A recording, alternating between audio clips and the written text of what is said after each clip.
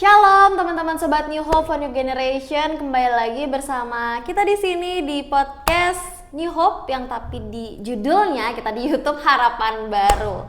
Gimana teman-teman, apa kabar? Baik, luar biasa atau biasa aja? Jangan dong, jangan biasa aja. Masa hidup kita biasa aja bersama Tuhan? Seharusnya luar biasa atau luar binasa nggak dong ya? Luar biasa ya teman-teman ya. Dan di sini kembali lagi bersama Niki. Mungkin udah lama ya nggak ngeliat mukanya Niki di podcast kita. Di sini Niki akan menemani teman-teman sobat muda dari awal sampai akhir. Tentunya kita akan mengupas dan membahas firman Tuhan bersama dengan jeng Kak Pendeta Izakrio. Sapa dong dulu teman-teman sobat kita. Selamat apapun lah sobat muda semua.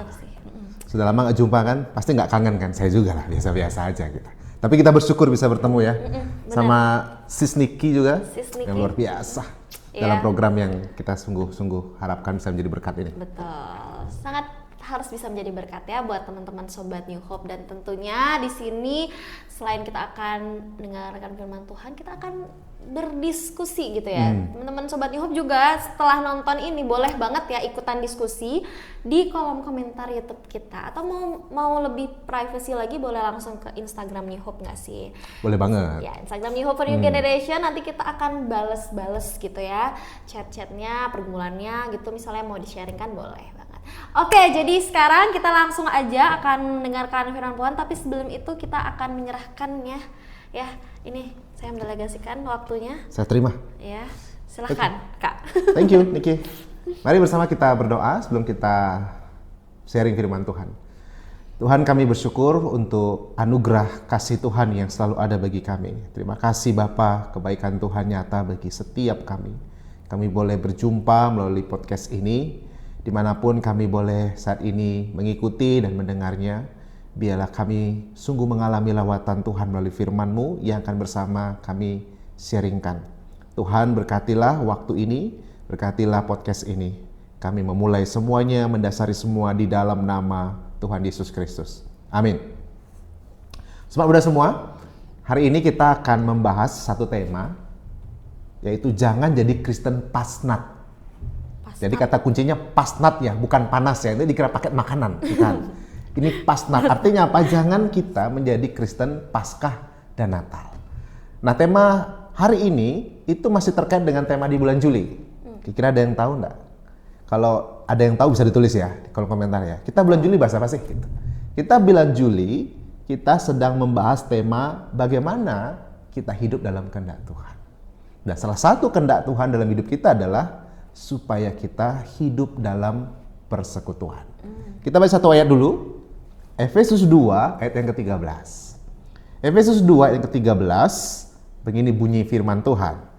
Tetapi sekarang di dalam Kristus Yesus, kamu yang dahulu jauh sudah menjadi dekat oleh darah Kristus. Nah, menarik, Efesus ini mengingatkan kita tuh sebenarnya karena dosa itu jauh sekali dari Tuhan, dari persekutuan dengan Tuhan.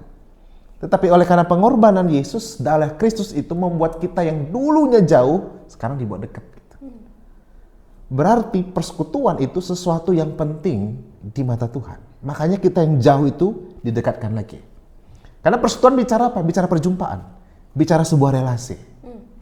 Bayangkan dulu waktu manusia pertama diciptakan, kalau tidak penting persekutuan, perjumpaan, relasi itu, pasti Tuhan yang menciptakan manusia dan tidak tinggal bersama dengan mereka.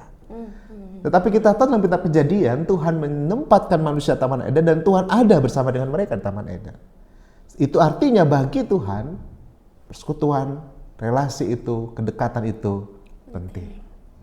Kalau dalam bahasa umum kita tahu kita disebut sebagai makhluk sosial. Kita orang yang tidak bisa hidup sendiri. Kita perlu hidup bersama dengan orang lain. Kita nggak bisa hidup dengan diri kita sendiri. Nah, di sini kita diingatkan, sobat muda semua, bahwa sehebat apapun mungkin kita rasa kita mampu sendiri, kita nggak bisa sendiri. Karena kita memang diciptakan sejak awal itu bukan hidup sendiri. Kalau kita berusaha keluar dari natur atau dari tujuan awal Tuhan menciptakan kita, kita sengsara, kira-kira gitu. Kalau memang tujuan kita diciptakan untuk hidup dalam persekutuan, makanya harusnya kita ada dalam persekutuan. Ada dalam relasi itu. Nah, khusus hari ini kita diingatkan penting untuk kita mempunyai persekutuan bersama dengan saudara seiman selain dengan Tuhan. Istilahnya begini, ada mungkin orang berpikir gini, kayaknya saya lebih menikmati waktu saya sendiri deh bersama dengan Tuhan. Gitu ya. Kayaknya saya merasa saya nggak ketemu orang malah saya lebih baik rasanya. Artinya saya bersekutu sendiri lebih baik daripada saya harus bersekutu di gereja. Tetapi mari kita melihat bahwa Alkitab dengan jelas mengatakan bahwa kita tidak boleh menjauhkan diri dari pertemuan-pertemuan ibadah. Itu dari mana? Ibrani 10 ayat 25. Kenapa kita nggak boleh menjauhkan diri? Ingat, kita ditebus itu bukan hanya bicara, oke, kamu tebus secara individu ya, lalu kamu hidup kudus mulia, enggak. Tapi kita dipanggil untuk apa? Bersekutu juga. Satu dengan yang lain. Jadi kira-kira kalau ada orang mengangkat kita menjadi anak dari keluarga itu, dan keluarga itu punya anak-anak angkat yang lain, mau nggak mau kita harus hidup bersama dengan anak angkat yang lain. Nah, kita kan diangkat nih jadi anak-anak Bapa. Berarti kita harus hidup sebagai satu keluarga. Tapi saya males Pak, misalnya gitu. Persekutuan tuh kayaknya mereka itu udah punya kelompok-kelompok. Udah ada grupnya itu. Saya jadi malas, ngapain saya datang? Sering dikacangin gitu. Mending kalau kacangnya enak kan bisa dimakan. Kadang kacangnya tuh nggak enak. Sedih buat, males. Terus ngapain juga pergi persekutuan gitu. Lihat orang-orangnya itu, aduh kelihatannya baik di depan. Tapi di belakang, cara lipi gadang. Ngoyong-ngoyong nyotot. Saya harus katakan, kita harus jujur katakan, mungkin ada hal seperti itu. Tapi bukan berarti persekutuan itu menjadi sesuatu yang nggak penting. Sama kayak kita makan. Makanan apakah semua baik? Semua sehat? Enggak. Tapi kenapa kita masih makan? Karena kita tahu itu sebuah kebutuhan kita. Kita tahu itu penting bagi kita. Jadi kalau kita bicara bagaimana hidup dalam perkenanan Tuhan dalam persekutuan itu, memang pasti ada kekurangan dalam persekutuan kita. Teman kita kadang nyebelin gitu, males lihat jauh dari mukanya aja kita udah kayaknya lebih baik nggak persekutuan deh gitu. Ketimbang persekutuan gitu. Tetapi jangan lupa kalau kita sudah sungguh yakin diselamatkan menjadi keluarga Allah, ya kita harus hidup bersekutu satu dengan yang lain. Untuk apa? Yang pertama untuk saling membentuk dan memproses. Firman Tuhan berkata apa? Besi menajamkan besi. Manusia menajamkan sesamanya. Jadi proses untuk pendewasaan dalam hidup bersama. Dalam perjumpaan kita lah dengan orang lain, kita tuh dibentuk lebih dewasa. Misalnya lebih sabar. Lebih bisa mengelola emosi gitu. Misalnya contoh ya, ini contoh loh ya, contoh. Saya bertemu Niki. Jadi melalui perjumpaan dengan Niki lah, saya belajar untuk mengelola emosi gitu. Misalnya Niki kadang menjengkelkan, ya mungkin sering lah misalnya gitu. Saya harus belajar untuk diproses juga lebih sabar dengan Niki gitu. Karena bagaimanapun Niki adalah satu keluarga dalam Tuhan, misalnya kayak gitu. Jadi kita harus melihat yang pertama, persekutuan itu bisa membentuk, memproses kita lebih jauh. Terus yang ketiga, bicara kenapa kita perlu untuk bisa meluangkan waktu persekutuan, bukannya pasnat ya, Paskah dan Natal aja. Yaitu Natal dan Paskah selam istilahnya, jurusan selam. Jadi selam, nyelam terus, begitu Paskah muncul, kapal selam itu kan. Begitu Natal muncul lagi. Mending Paskah dan Natal, kadang Natal doang gitu. Iya. Karena kan Natal bisa lebih meriah ya. Iya. Kalau Paskah itu lebih syahdu gitu ya. Tapi kita belajar bahwa yang kedua, kita perlu dalam persekutuan. Kenapa? Karena di persekutuan itu kita tahu, meskipun ada kelemahan, ada orang yang mendukung kita. Coba saya tanya jujur, sobat muda semua, ada nggak kira-kira temannya yang peduli sama kalian? Pasti ada. Di tengah ada yang nyebelin, pasti ada yang peduli. Di tengah yang mungkin dianggap useless, pasti ada yang mendoakan juga. Secara diam-diam dia mendoakan kita. Kita nggak tahu, tapi kita yakin kita bisa dapat dukungan di sana. Gitu. Lalu yang ketiga adalah di sanalah kita bisa juga belajar untuk menjadi berkat di persekutuan itu. Kalau kita belajar melayani, bukankah kita menjadi berkat bagi orang lain? Bukannya bicara materi loh ya. Kita bicara bagaimana bisa ada dalam pelayanan. Bayangkan pelayanan kita itu bisa membawa dampak baik bagi orang lain. Betapa bahagianya kita harusnya gitu. Dalam persekutuan lah kita bisa melakukan itu juga sebagai saudara seiman. Itu 3 hal secara basic. Ada banyak hal yang bisa kita kembangkan. Kenapa kita perlu dalam persekutuan? Tapi yang poin penting adalah sekali lagi, sejak awal Tuhan ciptakan kita ada dalam persekutuan. Oleh karena ada Kristus, kata Efesus tadi ayat 13, kita yang dulu jauh, sekarang didekatkan lagi. Persekutuan ada kelemahan, ya. Tetapi di saat yang sama, dia punya lebih banyak manfaatnya. Kalau kita mau ada dalam persekutuan. Makanya jangan menjadi Kristen Paskah dan Natal. Apalagi salah satu, Paskah atau Natal. Saya nggak tahu seperti apa saya harus mengatakannya. Tapi ya, terakhir saya catatan. Kalau ada saudara kita yang seperti itu, teman-teman kita kayak gitu, jangan langsung kita menghakimi dia. Seakan-akan dia orang yang paling berdosa dan kita paling benar gitu. Tapi mari kita dengarkan, mungkin ada sesuatu yang dia rasakan yang membuat dia kenapa kayak gitu. Kita perlu untuk juga meluangkan waktu, misalnya bagi sobat muda atau siapapun yang punya waktu untuk, kenapa sih kalau kita peduli sama teman kita jarang muncul gitu. Kita dengarkan dia, mungkin ada sesuatu yang kita sendiri nggak ngerti gitu. Tapi kita berusaha untuk menilai, oh karena anaknya gini nih, kalau orangnya gini, makanya nggak pernah datang persekutuan. Saya pikir kita perlu untuk juga melihat jika ada seperti itu, bukan dengan kacamata yang negatif, tapi dengan kacamata yang positif dalam arti mereka adalah orang-orang yang memerlukan kepedulian kita. Gitu. Jadi itu poin penting terakhir catatannya. Begitu Niki dan sobat muda semua, si Tuhan. Terima kasih Kak. Oke, teman-teman sobat muda. Jadi kita kan udah sama-sama denger nih ya tentang Efesus 2 ayat 13 gitu. Ini memang baunya nggak tuh, maksudnya wangi-wanginya itu adalah wangi-wangi persekutuan bahasannya. Kayaknya langsung aja ya kita chit-chat gitu ya tentang persekutuan ini gitu. Tadi tuh sebenarnya Niki tertrigger apa sih bahasanya dari tadi kayak belibet banget. Ya ketrigger gitu sama kata-kata besi menajamkan besi. Berarti apakah dengan itu sebenarnya boleh nggak sih diartikan kalau ada perselisihan gitu di persekutuan itu tuh ya boleh-boleh aja gitu, atau maksudnya kayak malah jadi bagus atau gimana menurut Kak Pendeta? Ya, begini Niki ya. Poin pertama, perselisihan, konflik dan sejenisnya itu pasti ada. Karena kita manusia. Kita punya kelemahan, saudara kita punya kelemahan. Yang penting adalah bukan apakah ada atau tidak, tapi cara mengelolanya. Nah itu poin pentingnya. Cara mengelola kalau ada perselisihan, kalau ada konflik. Makanya ada banyak teori tentang manajemen konflik.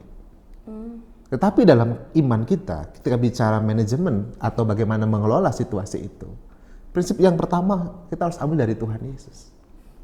Apa itu? Merendahkan diri. Kalau dalam sebuah perselisihan konflik nggak ada yang merendahkan diri, pasti nggak akan beres. Iya sih. Kenapa? Karena kalau ketika orang mau merendahkan diri, dia bukan hanya bisa melihat dirinya dengan jujur, tapi bisa melihat orang lain juga dengan jujur. Karena kadang kalau kita perselisihan, kita ada masalah, kita kadang-kadang nggak adil, nggak jujur menilai orang lain, bahkan melihat diri kita sendiri. Maksud saya gini, kadang kita melihat diri kita selalu benar, padahal belum tentu loh ya. Mungkin dalam hal tertentu, kita juga punya andil dalam persoalan itu. Dan kita mendenial itu dan menganggap ini hanya persoalannya dia, makanya dia kayak gini.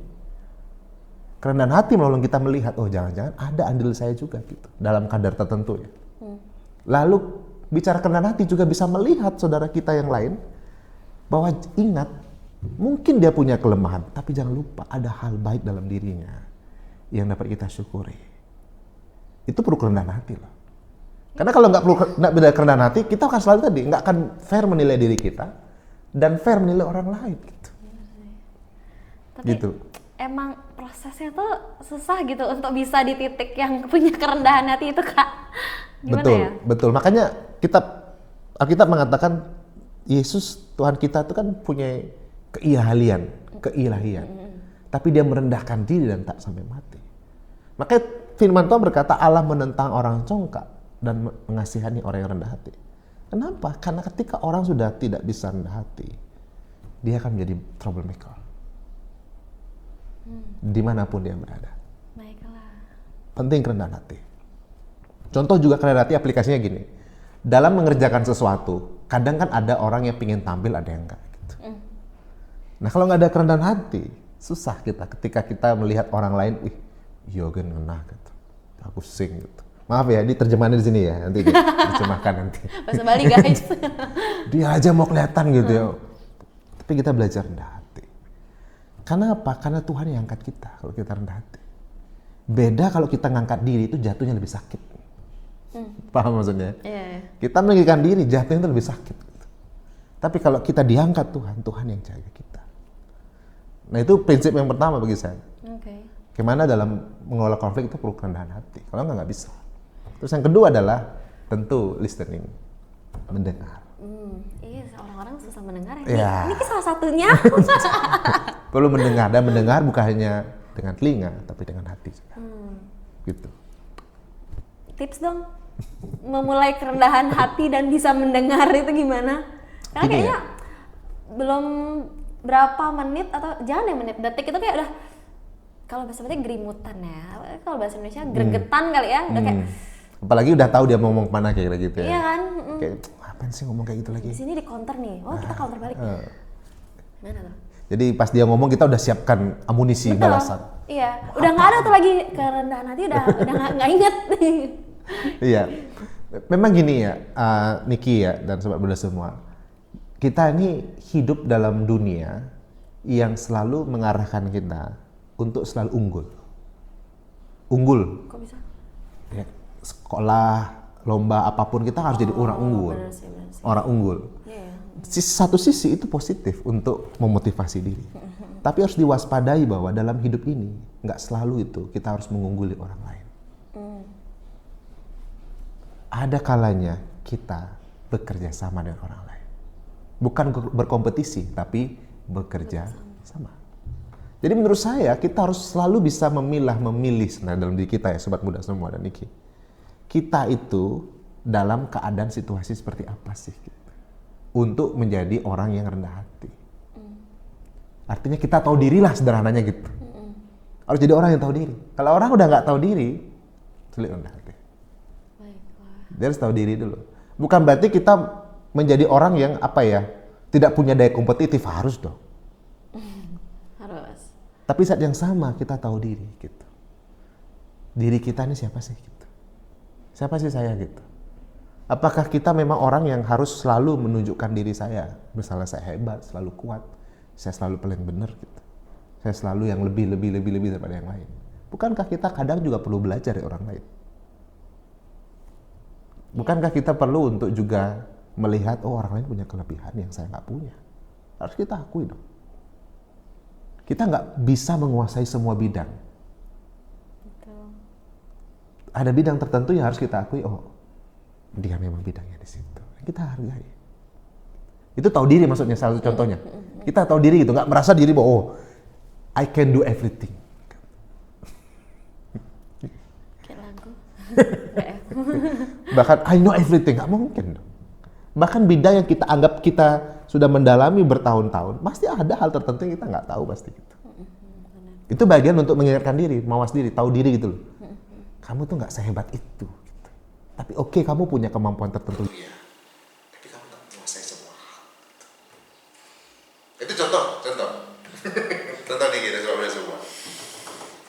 Tuh, ini sangat relate ya dengan kehidupan muda karena pembahasan tentang kerendahan diri, kerendahan hati itu kayaknya jarang ada di anak muda karena kita kan gimana ya Kak, pasti apa ya, ambisi banget gitu ya untuk ya misalnya kalau kita ngomongin persekutuan, kalau tadi contohnya adalah saat kita ketemu sama orang-orang yang udah kelompok-kelompok gitu ya.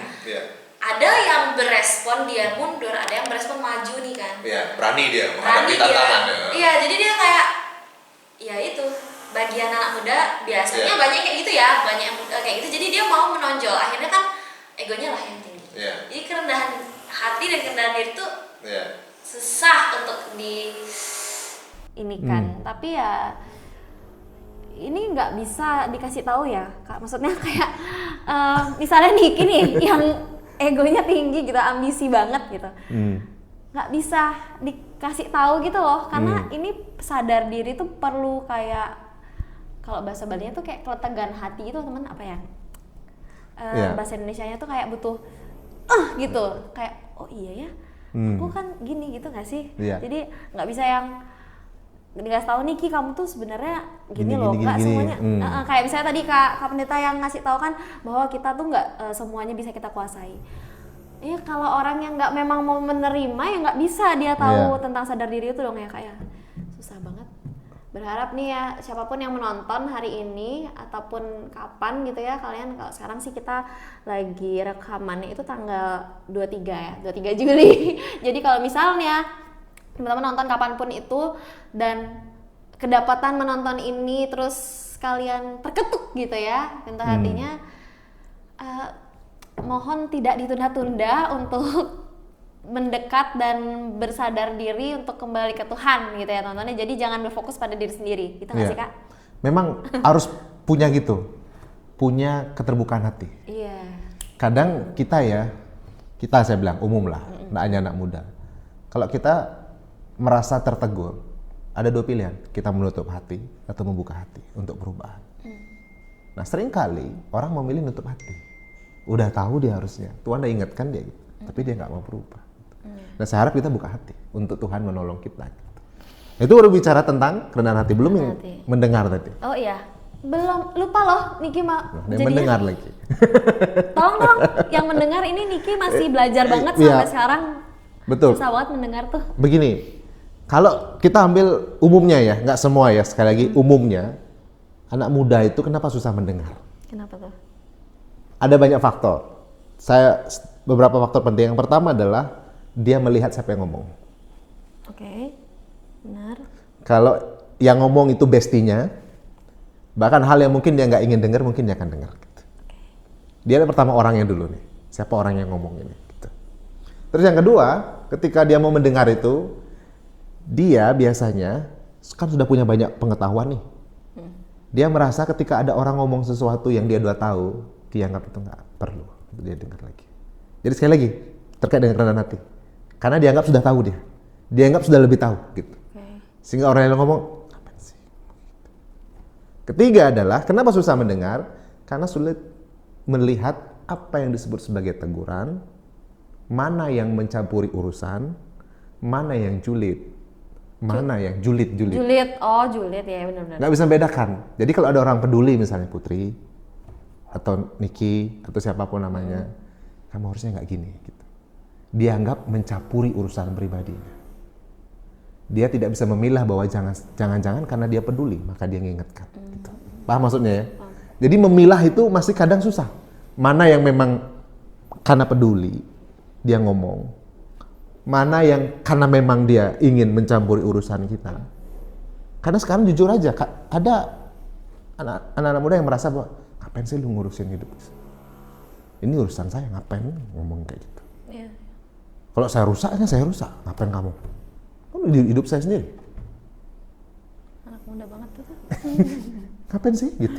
Hidup saya kok. Yeah. Badan saya misalnya atau masa depan saya, ngapain kamu yang repot? Jadi memilah tadi ada persoalan. Mana yang memang kita harus lihat, kita dengar sebagai sebuah bentuk kepedulian. Mana yang memang dia mau mencampur urusan kita. Gitu. Tapi itu bagian yang penting loh ya. Nah nanti Niki bisa kasih respon lah, benar nggak seperti itu misalnya gitu. Tapi artinya menurut, ini udah 2 itu aja? Ya nanti masih ada lagi, tapi nggak apa-apa kalau mau sambil jalan apa-apa. Mau tanyanya maksudnya gini, berarti sebenarnya ideal sikap yang harusnya kita siapkan gitu ya, kalau misalnya ada orang yang ngomong sesuatu. Itu adalah orang tuh peduli sama kita, itu idealnya. Maksudnya kita harus menanamkannya tuh kayak gitu iya, gimana sih? Kita bisa merasakan loh, Niki ya, udah semua. Dia ngomong karena peduli kita, sayang kita, atau dia karena memang orang yang sirik gitu. Atau dia karena memang orang yang julid gitu. Misalnya nih ya, kita punya hubungan baik. Satu waktu saya ingatkan, berarti saya yakin Niki pasti akan bisa menangkap, oh karena dia peduli sama saya gitu. Dia sayang saya, dia nggak mau saya rusak gitu, nggak mau saya hancur gitu. Bukan kita pandang sebagai, ngapain sih nyampuri urusan saya gitu. Iya. Sekali lagi, mendengar itu kan bukan hanya bicara telinga kan saya bilang, tapi bicara hati. Kita bisa merasakan kok gitu. Kita bisa merasakan. Bahkan omongan yang pedas sekalipun, kalau kita juga merasakan dengan hati, kita anggap, oh ya, dia peduli saya. Gitu. Makanya dia ngomong keras kayak gitu. Gak pernah dia ngomong kayak gitu selama ini. Selama kenal gak pernah dia ngomong. Baru tuh dia ngomong gitu. Mungkin karena saking kita udah keterlaluan misalnya gitu. Jadi kita mencoba sekali lagi memilahnya itu. Gitu. Sekali lagi mendengar bukannya dengan telinga, tapi dengan hati. Gitu. Dari telinga turun ke hati. Itu dari mata turun ke hati, jatuh cinta itu. itu agak beda-beda, tipis-tipis lah, beda-beda tipis.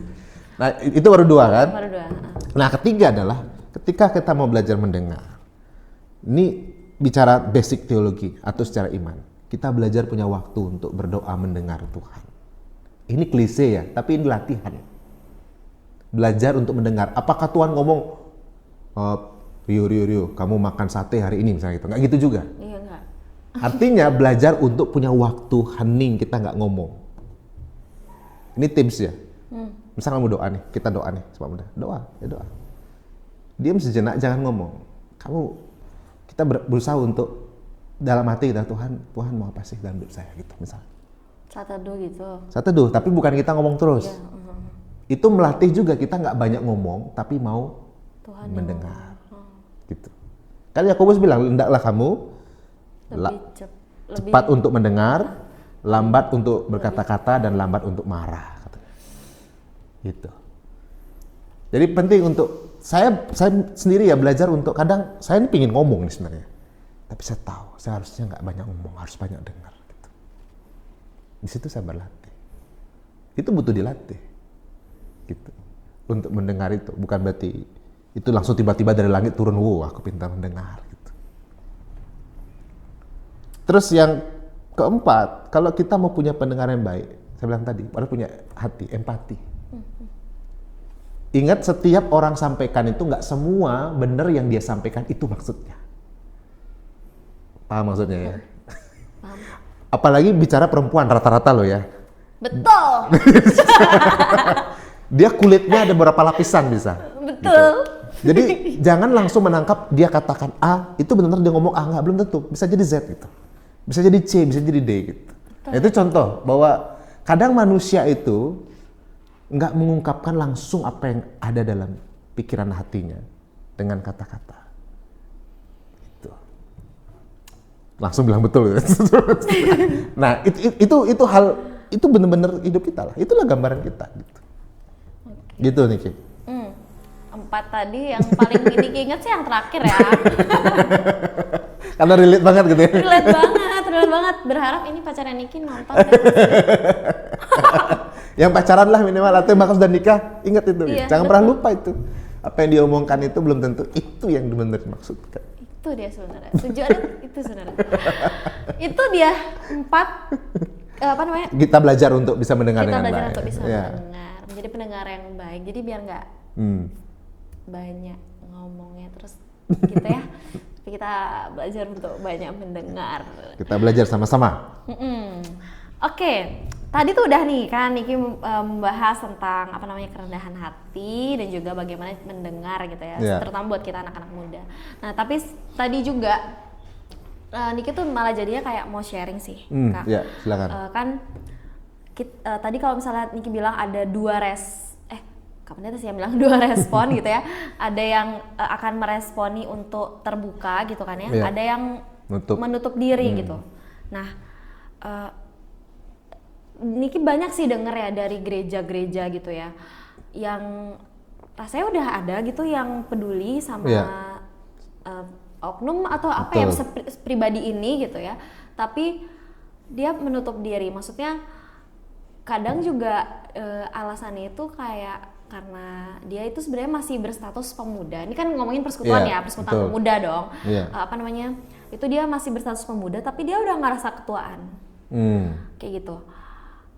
Terus atau misalnya ada juga kasus yang kayak dia nih udah sibuk gitu kan ya, maksudnya banyak tugas kuliah yang membuat dia jadinya nggak bisa ikut join ibadah pemuda gitu, atau persekutuan pemuda lah, apa kegiatan pemuda.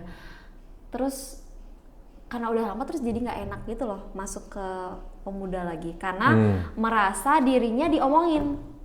Kira-kira kalau ternyata dari antara kita ada yang memiliki pengalaman yang itu. Niki nggak sih. Niki jadi orang ketiganya yang melihat orang itu gitu.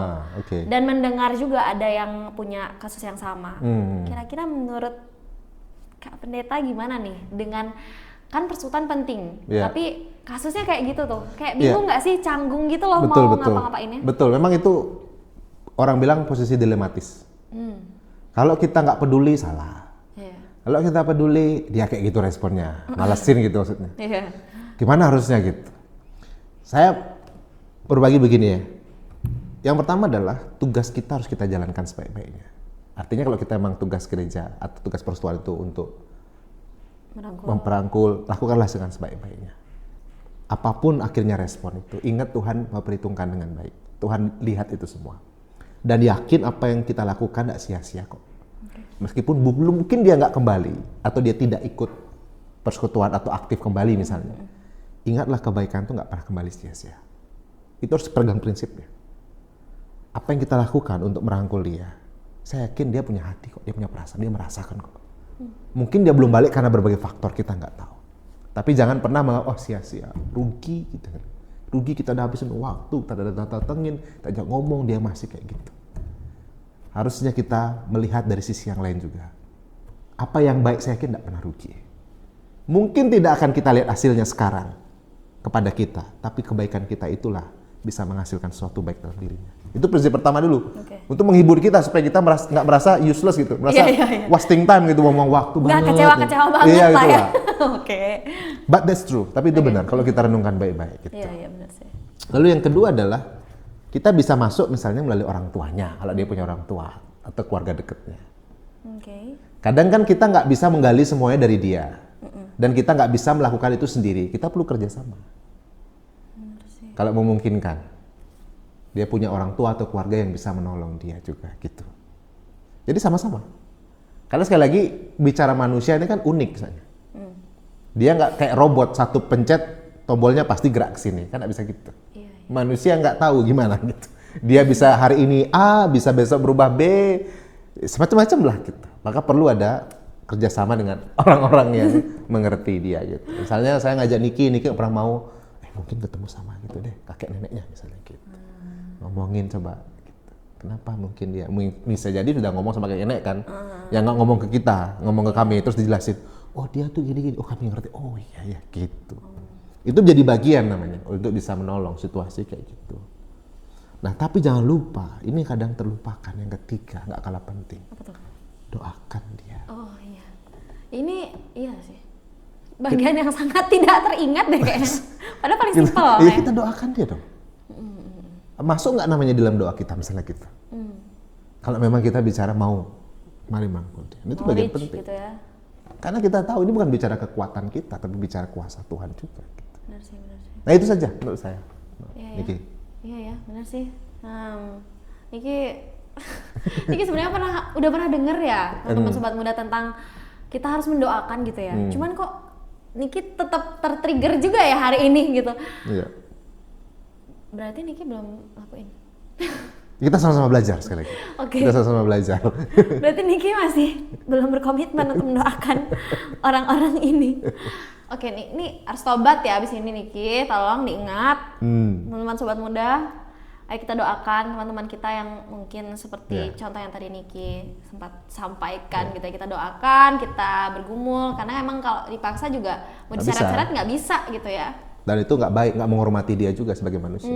Dia juga kan punya privasi. Gitu dia harus berikan selain privasi, berikan dia pilihan untuk kebebasan dia. Karena itulah menunjukkan kita manusia, bukan hewan. Kalau hewan bisa ditarik loh ya. Itu misalnya. Itu yang buat kita jadi manusia. Persekutuan, emang banyak banget yang bisa dibahas di persekutuan ini gitu ya. Tadi kita udah berapa pertanyaan tuh, kayaknya udah 3. Nah sekarang balik nanya dong, masa Niki sekarang balik nanya dong ya, supaya kan agak gitu ya. Kalau Niki misalnya kalau ikut persekutuan, hal-hal apa yang Niki merasa bahwa karena ada ini saya mau ada dalam persekutuan ini gitu. Hal-hal apa yang dalam persekutuan yang menurut Niki ini membuat saya merasa inilah persekutuan gitu loh. Menurut Niki loh, ini kan pengalaman, bukan sesuatu yang sulit harusnya. Yang buat Niki mau datang persekutuan. Yes, ada apa? Karena apa gitu. Sebenarnya ini juga mau Niki tanyain lagi, tapi ya abis inilah, oke. Yang buat Niki yang buat Niki mau datang ke persekutuan itu karena pembawa firman-Nya. Oke, 1. Pembawa firman-Nya, terus 2 mungkin faktor banyak atau enggaknya orang-orang yang datang. Oke. Terus apa lagi ya kalau datang persekutuan? Aktivitasnya mungkin enggak. Nggak. Nggak. Kalau Niki pribadi persekutuan di pikirannya Niki ya, persekutuan itu yang memang duduk kita pendalaman Oh, Alkitab yang dengerin firman. tanda kutip formal lah ya. Iya. Tapi kalau persekutuan di luar itu yang kayak fellowship, Bentuk persekutuan yang lain gitu kan persekutuan juga, cuma bentuknya iya. lain gitu. Kalau yang itu kayak Niki nggak ada faktor sih pasti datang sih. Iya, oke. Kalau yang kayak gitu. Oke. Lebih ke yang kita memang pembelajaran Alkitab gitu ya. Itu Niki melihatnya dari itu sih, dari pembicara, terus dari orang-orangnya gitu kan. Kalau misalnya gini ya, kalau misalnya mohon maaf nih ya ngomongin pembicara, soalnya Niki tuh nyari firmannya Kak, jujur Ya, nggak aja apa-apa. memang mau nyari firmannya. Kalau misalnya lihat dan kita udah tahu nih, oh yang dibawain sama ibu ini atau bapak ini akan berjalan seperti ini, tapi belum pernah sih Niki sampai nggak datang gitu ya. Iya. Cuman Ada sedikit lah.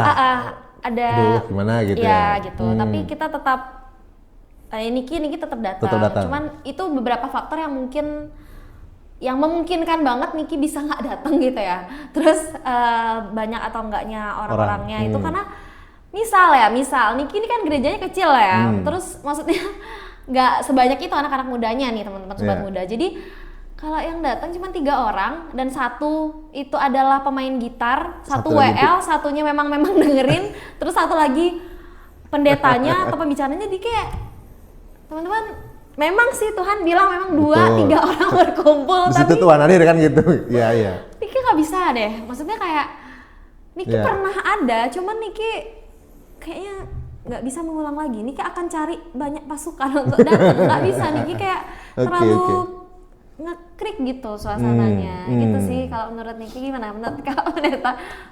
Saya dalam posisi bukan mau menilai ya, Oke. tapi ingin tahu sebenarnya dari sisi Niki sebagai anak muda kan, ketika bicara persekutuan apa sih yang menjadi faktor yang membuat oh ya saya harus datang ke persekutuan gitu. Iya. Karena itu menjadi pelajaran juga bagi teman-teman. Bisa jadi sama, bisa jadi berbeda kan. Tapi paling tidak itu menggambarkan itulah yang anak muda sekarang gitu. Lalu ditanya itu salah atau enggak Pak? Saya pikir kita harus jangan langsung kepada salah atau enggak. Oke. Tapi kita memahami kenapa bisa seperti itu. Kenapa bisa seperti itu? Nah itu pertanyaan lebih pentingnya bagi saya. Ketimbang bicara salah benar, itu kan udah kayak mematahkan tanda kutip percakapan. Gitu. Itu benar, itu salah gitu kan. Tapi kenapa kayak gitu gitu? Nah sekarang saya mau tanya ke Putri, kenapa kira-kira? Tanya ke Niki, kenapa kira-kira kayak gitu? Kenapa faktor itu jadi apa ya penyebab? Tadi kan firman tadi udah dijelaskan karena pingin ya. Pingin apa? Tapi kira-kira ada nggak lebih jauh, lebih dalam lagi mungkin? Dari 3 itu, kenapa kayak akhirnya itu menjadi faktor atau hal yang penting gitu, atau hal yang mendukung lah istilahnya untuk bisa datang. Ini malah kok jadinya pertanyaanku terjawab ya. Bentar, soalnya tadi tuh Niki maunya nanya gini. Sebenarnya persekutuan yang ideal tuh kayak gimana? Ya, betul. Gitu. Karena jujur aja kalau di jauh di dalam lubuk hatiku yang paling dalam, enggak lah.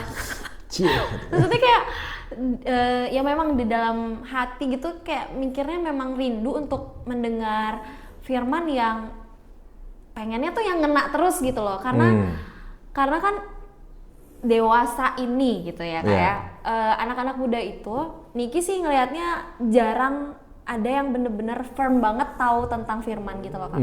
Jadi kayak bener sih ngelakuin yang baik ya. Ini Niki maaf ya jadinya kayak kesannya menghakimi, tapi maksudnya Niki sedang sedih gitu loh teman-teman. Sharingnya tuh saya sedih karena ya itu kalau misalnya ada gitu ya pembicara yang memang dia asal aja gitu mau bicara di persekutuan terus kayak tanpa maksudnya menekankan sebenarnya apa yang Tuhan mau. Jadi dia pembicaraannya tuh yang memang lebih ke emang enak didengar sama anak muda, tapi nggak menyentuh tentang firman Tuhan. Jadi kayak kurang aja gitu bagi Niki. Jadi sebenarnya apa sih persekutuan ideal gitu loh. Makanya Niki itu yang sebenarnya Niki mau tanyain. Dan gitu kan. Niki udah jawab sendiri sekarang. nggak tahu. Tolong disempurnakan. Tolong disempurnakan karena bagi Niki persekutuan itu hadir ya buat kita bisa bertumbuh dan berakar di dalam Tuhan. Jadi kalau misalnya pada akhirnya malah orang-orangnya banyak yang, aduh ini curhat dikit ya teman-teman, banyak yang ada yang nikah sama yang beda iman. Jadi kan perlu dipertanyakan gitu loh persekutuan pemudanya seperti Oke. apa. Gimana Kak menurut Kak pendeta nih? Gini, kita tidak sedang ingin menilai kan persekutuan Oke. manapun, tapi kita ingin berbagi perspektif kita. Sebagai manusia kan, kita wajar, kita merasa bahwa ini persekutuan yang harusnya, persekutuan itu kayak gini gitu. Kalau saya berdasarkan apa ya, pengalaman juga, berdasarkan apa yang saya pelajari, yang pertama tentu persekutuan itu harus sungguh-sungguh dasarkan kepada kebenaran firman. Itu paling poin penting gitu. Betul. Itu yang membedakan kita dengan perkumpulan-perkumpulan lain. Apapun sebut perkumpulan lah jenisnya. Satu perbedaan utamanya apa? Dasar firman Tuhan, kebenarannya gitu. Yang lain kan pengembangan, bentuknya kayak, kegiatannya kayak gitu. Itu kan pengembangan, tapi basicnya dasarnya harus berakar dari firman Tuhan. Nggak boleh enggak. Itu yang membedakan dengan orang bertemu, orang berkumpul di tempat yang lain gitu. Nah itu harus jelas. Sehingga kita nggak bicara tentang yang penting kita ketemu gitu. Iya, nah itu. Ada baiknya satu sisi, tapi jangan lupa bukannya sekedar bertemu kalau kita bicara persekutuan kan. Ada kebenaran firman Tuhan. Artinya nggak harus kita buka Alkitab ya, kita duduk kita doang enggak. Bahkan dalam suasana santai pun kebenaran firman Tuhan bisa menjadi sebuah pondasi dalam perjumpaan itu. Gitu. Nah itu poin yang pertama. Yang kedua adalah persekutuan itu harusnya bisa saling menerima satu dengan yang lain. Oke. Siapa sih orang nggak ingin diterima? Salah satu kebutuhan dasar manusia secara psikologi adalah penerimaan. Selain penghargaan, diakui. Nah sering, kenapa kita menjadi males, enggan misalnya ke persekutuan? Karena kita merasa kita nggak diterima. Kita merasa nggak ada penerimaan gitu, terhadap kita. Gitu. Padahal di luar, istilahnya di luar gereja mereka udah nggak diterima misalnya gitu. Entah di pekerjaannya kayak, di kuliahnya kayak, dimanapun. Padahal ngarepnya kan, Mengharapkan datang gereja, orang bisa, dia mengalami penerimaan, tapi nggak dialami. aduh, sedih banget sih itu. Itu kan jelas orang ngapain sih gitu. Penerimaan, penting yang kedua. Itu sesuatu yang bicara kebutuhan dasar kita loh ya, kita bukan bicara orang lain. Lalu yang ketiga, persekutuan itu perlu untuk didasarkan juga kepada apa? Tadi komunikasi yang baik harus. Jangan di depan saya ngomong gini, di belakang saya ngomong lain. Harusnya sebagai persekutuan yang sehat, kita ngomong aja lah gitu. Kalau emang ada nggak, aduh Niki, kayaknya saya nggak terlalu pas lah dengan yang kamu lakuin tadi. Gimana menurut kamu? Komunikasi itu kan bicara menyampaikan, tapi siap juga menerima meskipun kadang sakit. Gitu. Saya yakin gini ya, komunitas semakin sehat, dia semakin terbuka dalam komunikasi. Paham maksudnya ya? Sobat muda paham ya? Semakin komunitas itu atau perkumpulan persekutuan itu sehat, dia akan lebih bisa tahu berkomunikasi dengan benar. Jadi komunikasi di luar pagar, di luar tembok itu makin kecil. Kan kadang sering kan di depan meja ngomongnya apa gitu. Iya. Di luar meja ngomongnya beda lagi gitu. Benar sih. Kalau persekutuan, contoh ya di keluarga ya, semakin hubungan kita baik, semakin terbuka kita di keluarga nggak? Benar. Nggak mungkin kita nggak terbuka. Bahkan hal yang paling kita simpan pun kita akan ngomong di keluarga. Kalau tadi komunikasinya, karena kita sudah punya relasi yang baik gitu. Nah itu 3 dulu. Nanti kalau kebanyakan kan itu nanti. Ya, soalnya, aduh Niki jujur masih ada kerinduan tentang persekutuan ini ya teman-teman sobat muda. Karena beberapa tahun yang lalu, Niki tuh pernah menjadi bagian dari pengurus pemuda gitu Kak. Terus ya sayang aja gitu kan Niki nanya, sebenarnya menurut kalian tujuan ibadah persekutuan muda apa sih? Ya supaya kita bisa ketemu, bersekutu gitu. Mostly jawabannya tuh ketemu gitu loh. Ya. Nggak salah sepenuhnya. Nggak salah sepenuhnya, tapi gimana ya? Yang Niki pikir dan Niki harapkan mereka bisa mengeluarkan jawabannya itu adalah mereka juga rindu firman Tuhan. Karena sorry nih kan kalau ibadah umum tuh ya berarti kan untuk umum ya Kak ya. Berarti maksudnya bukan untuk fokus ke anak muda. Nah di mana lagi gitu mereka mendapatkan firman gitu loh kalau nggak di ibadah pemudanya mereka dapet gitu poinnya. Itu sih kerinduannya Niki. Jadi kalau sekarang gitu ya jadinya hari ini kalau kita mendengarkan tentang bagaimana persekutuan itu harus ada nih kan kalau misalnya Kak Kak Pendeta gitu kan ya membawa renungan, ya Niki yakin lah udah tahu nih kan, karena Kak Pendeta sendiri yang ngasih tahu nih. Kursinya siap terbang nih kayaknya. Maksudnya buat teman-teman, misalnya teman-teman tidak menemukan itu pun, berharap teman-teman juga tetap mau mendengar gitu, mau mendengar siapapun pembicaranya, ya karena betul. Tuhan tuh tetap bekerja kok di dalam siapapun dan kepada siapapun yang sedang berbicara pada saat itu, ya nggak sih? Iya, that's true. Jadi Benar. kalau misalnya hari ini kita pernah underestimate orang, ya Tuhan mau kasih tahu aja kalau aku loh juga bekerja di dalam dia. Jadi dia juga tetap berbicara tentang firman Tuhan. Tapi kalau misalnya ternyata ada yang nggak membicarakan firman Tuhan ya teman-teman, boleh kita nggak apa-apa kan ignore Kak? Ya, kalau memang sesuatu yang tidak bermanfaat. Iya betul. Maksudnya tapi persekutuan itu jangan ditinggalin gitu ya. Maksudnya kita boleh ignore yang tidak baik, tapi kita boleh melihat juga yang lebih baiknya gitu ya. Ada hal baik pasti juga. Iya, ada hal baiknya. Dalam lalu yang berikutnya yang penting juga saya tambahkan, dalam persekutuan itu perlu dibuka ruang supaya sebanyak mungkin orang bisa berkontribusi atau terlibat. Benar. Jangan itu aja misalnya gitu. Benar. Sedangkan sebenarnya ada orang yang mungkin dia nggak mau karena bukan dia sepenuhnya nggak mau, entah dia malu kayak atau dia kasih kesempatan. Penting persekutuan pemuda kasih peluang seluas-luasnya gitu. Benar. Gitu. Benar banget. Ini juga terjadi gitu ya di lingkungan sekitar Niki. Kasih kepercayaan. Mungkin bahkan nggak hanya di lingkungan pemuda ya. Ini bahkan Niki, di gereja misalnya gitu. Iya, atau di gereja atau enggak cakupan lebih luas lagi. Lebih luas lagi. Itu tuh kayak lebih enak nggak sih kalau kita dikasih kesempatan, kepercayaan gitu. Jadinya lebih ter-encourage aja untuk semangat ya, kita dipercaya nih di sini gitu. Jadi semangat teman-teman sobat muda dimanapun kalian berada untuk menjadi terang yang jauh kita dekatkan gitu ya, karena kita adalah anak-anak terang. Jangan yang sudah dekat jadi jauh gitu. Iya benar. Jangan sampai begitu, dan kita tahu yang mana kehendak Allah karena kita ini adalah orang percaya ya teman-teman. Jadi kita jangan dibandingin sama orang yang tidak tahu Tuhan. Kita tahu apa yang Tuhan kita mau. Oke? Sip. Sepertinya itu saja yang menjadi diskusi kita. Ya, bincang-bincang santai kita ya. Betul, bincang-bincang santai kita, walaupun memang ada tegangnya dikit ya. Nggak tegang sih, maksudnya agak menyentuh serius. lah, menyentuh itu yang bahasanya lebih gitu, menyentuh gitu ya. Tapi ya Niki harap ini bisa betul-betul menjadi berkat buat teman-teman sobat muda. Mungkin silakan sebelum Niki benar-benar tutup gitu ya podcastnya, silakan Kak Pendeta Izakria untuk memberikan kesimpulan dan minta kesediaannya untuk menutup lagi dalam doa. Iya, saya tidak akan mengambil kesimpulan ya Niki. Okay.